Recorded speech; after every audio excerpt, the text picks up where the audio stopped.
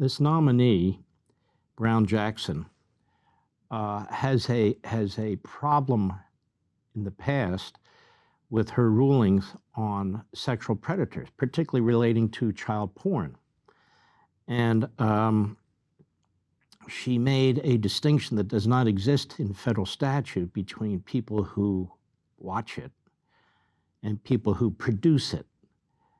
They're supposed to get pretty severe sentencing penalties.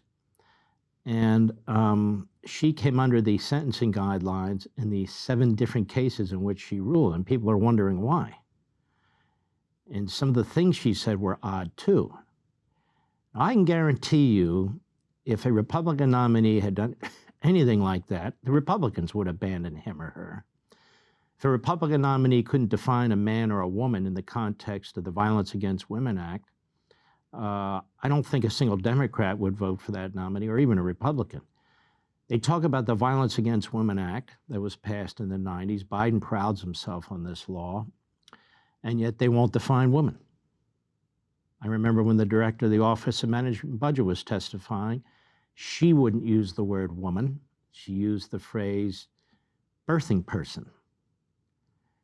I mean, this is absolutely insane. And that's why you have universities now and colleges banning certain pronouns, like he and she, that the pronouns need to be sex indifferent as opposed to sex specific, he, she, so forth. It, they, them. And this stuff is bleeding into the culture. It is, and bleeding fast into the culture. We're hemorrhaging with this stuff. Anyway, here's Senator Tom Cotton. He reveals how she apologized to drug kingpin for a heavy sentence and let him go free the first chance she got. Go ahead. Keith Young was a career criminal who had previously been convicted of trafficking cocaine. In 2017, he was running a drug business in his house where his children lived and was found with 2 1-kilogram bricks of heroin worth hundreds of thousands of dollars, along with a gun, ammunition, thousands of dollars in cash, and equipment to cut and package heroin for retail sale. The drug lab also confirmed that there was fentanyl in both bricks of heroin. And in one of the 2 bricks, there was actually more fentanyl than there was heroin. While at the D.C. jail awaiting trial, Young bragged about his arrest and about how he was a kingpin. Those are his words, not mine. Kingpin. He was even recorded calling his wife and brother to give them instructions on collecting drug money from people for him. The prosecutors filed a notice of Young's criminal history, which meant he faced a mandatory minimum of 20 years. You did not seem to like that, Judge. In fact, at his sentencing, you said, this is a quote, that you shared his frustration, that you couldn't give him a lighter sentence. I was shocked to see this in the transcript. I was also shocked that you apologized to this drug kingpin for having to follow the law. You literally said that you didn't think 20 years was fair. This is the quote, "And for this, I am sorry, mostly because I believe in second chances." You apologized to this career criminal, a drug kingpin. In his own words, he was not some low-level first-time drug offender who made a bad choice. That was in 2018. But in 2020, you got a second chance. After Young's sentence, Congress passed something called the First Step Act, which reduced sentences for serious drug traffickers with lengthy criminal records.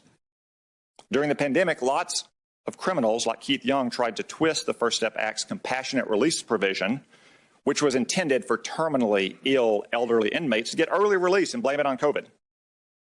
You had none of that, and that's good.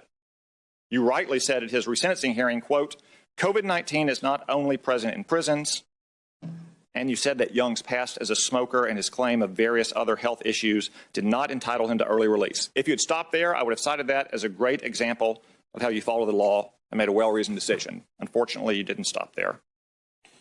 You said in the resentencing that, quote, "Congress did not make their changes under the First Step Act retroactive, but that if they had, then you could have given him a reduced sentence."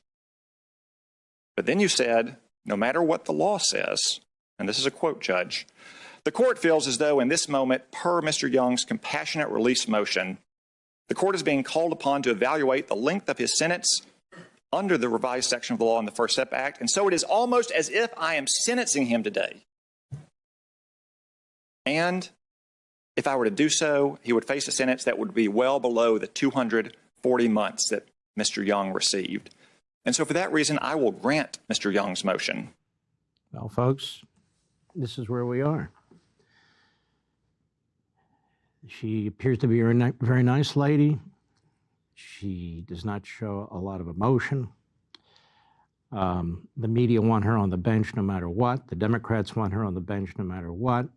You have certain Republicans like Mitt Romney who condemned his fellow Republicans for raising certain questions, saying that they were out of line, because this is what Mitt Romney does. He did it with an interview with one of these so-called mainstream media platforms, and he can be counted on to be an outlier. This man who was the Republican nominee at one point for president, quite a frightening thought when you think about it.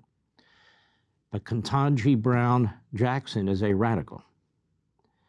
She's an absolute radical, and she will be the most radical member of the Supreme Court perhaps ever. Want to see more? Sign up for LevinTV.